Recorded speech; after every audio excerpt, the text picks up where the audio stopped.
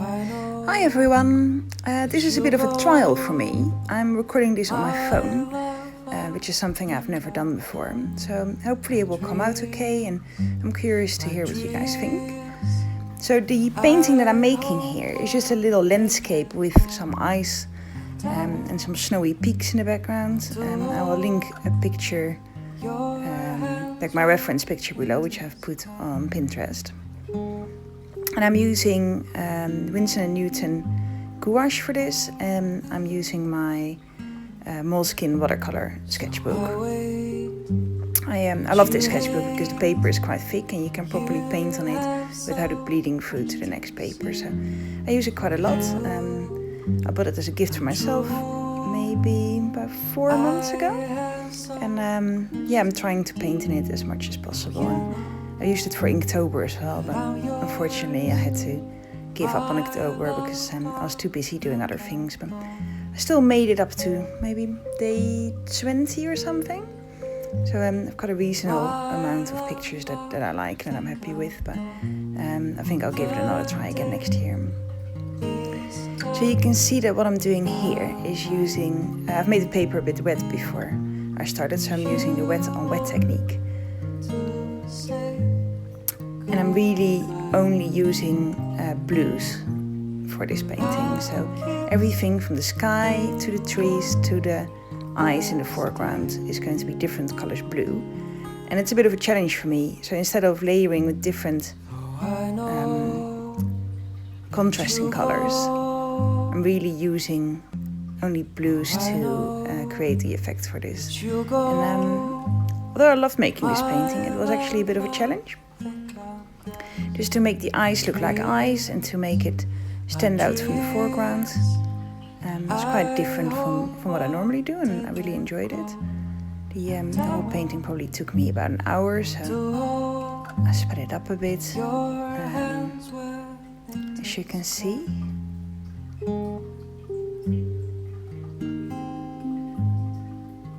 And I messed it up a little bit with the hairdryer later. I'll put some text in there just to show you what I did.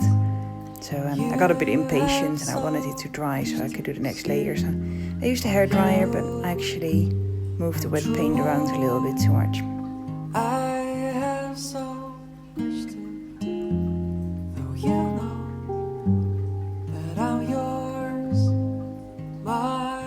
So to really create that effect of eyes,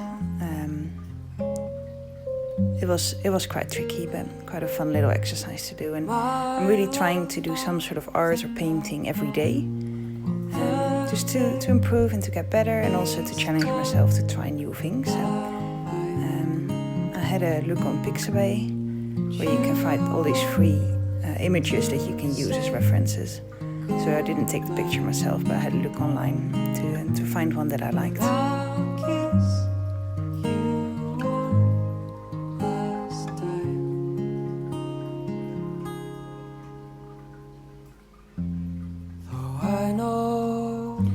I've been running quite a lot of art classes lately, and because most of the paintings I've been making are in preparation for the art classes, I've not had as much time in my sketchbook as I would normally have. So it was really nice to take the time to do something for myself, and without having the pressure that, to remember how I break it down in pieces and how it can be used for the class in a later stage. I really enjoyed that.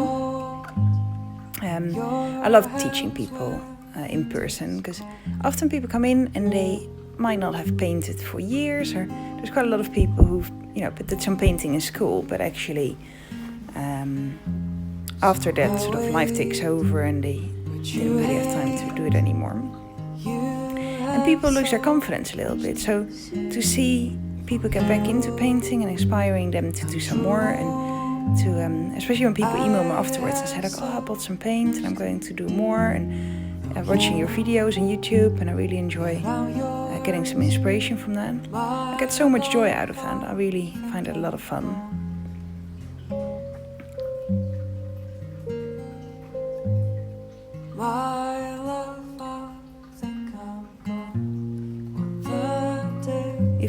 If you do live in London and you'd like to check out one of my classes, I will put a link to my website down in the comment section. So have a look, check it out. I'll post quite a lot of tutorials on there as well, and I write a blog that tells more about my journey from working in the city to pursuing my career in art. So yeah, if you do want to check it out, there's a link underneath. But you don't have to, of course, but if you're curious and learn a bit more about me, then have a look.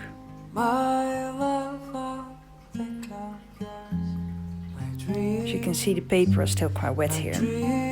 So when I'm doing the trees, it sort of bleeds out and it blends with the colors underneath, which is what I wanted, because I wanted them to be quite flowy and natural looking and more like shadows instead of really defined terms. But I think they did flow a little bit too much, so at a later stage I'm going to add a little bit more definition to the painting to make them stand out a bit more.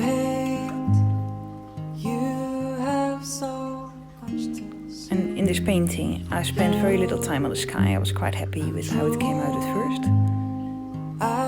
When you use the wet on wet technique and you just let it flow naturally, it started looking like sky quite quickly, and as you can see, you can sort of mix the colors up on the paper and it dries up in natural shapes. But the eyes in the foreground was something that I spent a lot of time perfecting, and I'm not actually 100% happy with it in the end still, but you can see that there was quite a lot of work and layers that went over it. And that's one of the things I really love working with gouache, is that you can layer it up, and especially if the layer underneath is dry, you can go over it and like I'm doing here, add new colors to a layer underneath without reactivating the paint underneath. And this is watercolor gouache, so you can reactivate the layer underneath, so you have to be a little bit careful with how much water you use. And there is also acrylic gouache, which apparently dries up like acrylic paint does, but I've never used that before, so I'm not really sure how that works. Might try it out at some point, but I'm really enjoying using this gouache at the moment, so yeah, I might try it out at some point. I've got some oil paints as well upstairs that used to belong to my grandmother, and I might give that a go at some point as well. But I've never really used oil paints before, and I think you need to have a bit more preparation and get all the stuff and the cloths and the things that you need ready, and also to keep them safe somewhere when you don't use them. And this watercolor gouache is very easy. You can just let it dry up, and as you can see, my palette is quite messy. I always mix lots of colors on there. But when you let it dry and you want to do a little bit more painting the next day, you can just reactivate that paint with a little bit of water and then use it again. Especially if you've got good quality paints, then the reactivation always works quite well. And I usually use a mix of different brands for my paint. So what I'm using here is Winsor and Newton. But I also sometimes use some cheaper gouache paint, which is Reeves, because the ink is the paint is a little bit more runny, and it's really good for doing bigger surfaces and for backgrounds. But for a small little painting like this, I quite like to use the slightly thicker Winsor and Newton, because it layers a bit better. So I use the Reeves paint more as watercolor paint, where I dilute it with a lot of water and use it for washes and for different style of painting.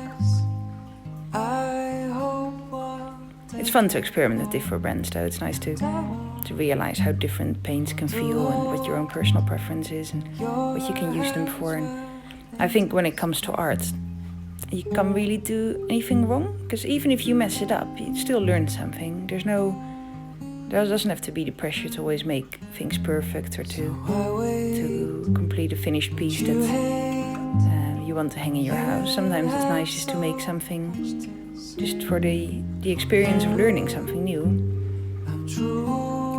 I think that's what a sketchbook should be for as well.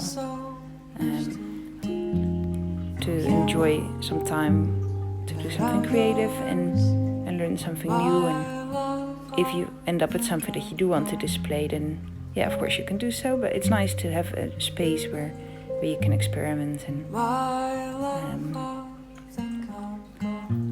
just try out new things. A lot of people use their sketchbooks even to add in extra things, like from flyers or photos or pictures that they liked, and to add them into the book. And I don't usually do that. I only use my sketchbook for drawing and painting. But I do quite like the idea of it, so I might do more like a scrapbook at some point where I can add different things and then use it more like a journal in that sense.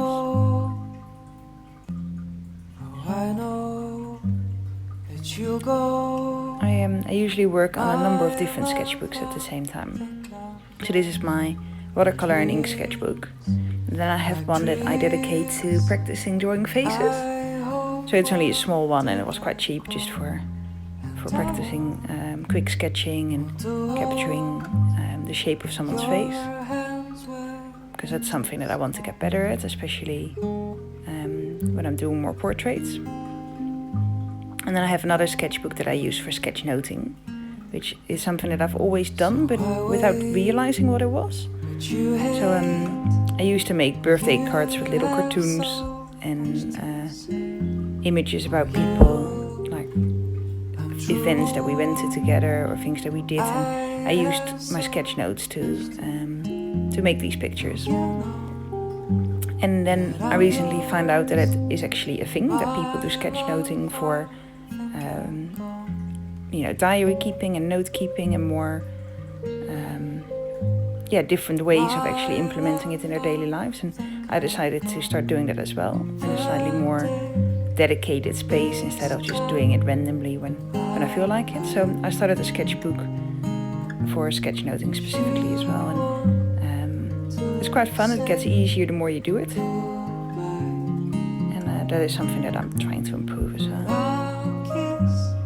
So the eyes here at the front has all these cracks in it where it looks really white, and it's a little bit irregular as well, so I tried to use the paint quite wet so it will bleed out a little bit and look natural.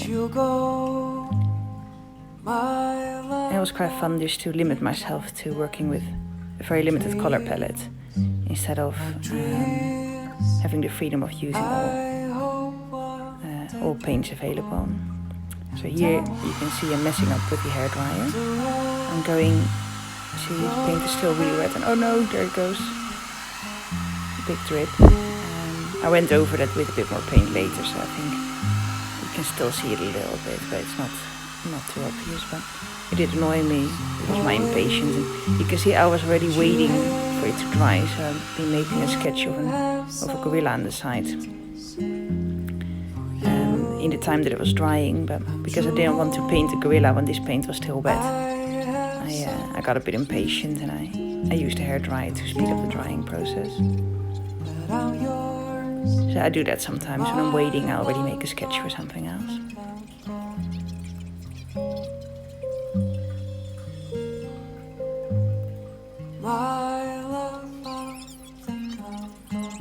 I went with some white over that grey, and it actually looks like it's sort of part of the cloud now, and I think I managed to save it. It happens sometimes. I'm a bit of a messy painter, not as precise as some other people. I really admire that, if you can really focus on the details and make a really precise drawing. So, well, that was my painting, and I'm removing this is always my favorite part. I know that you go. Oh, I know that you go. My love, I think of yours. Like dreams. I hope one day they'll go, and I want to hold your hands when it is cold.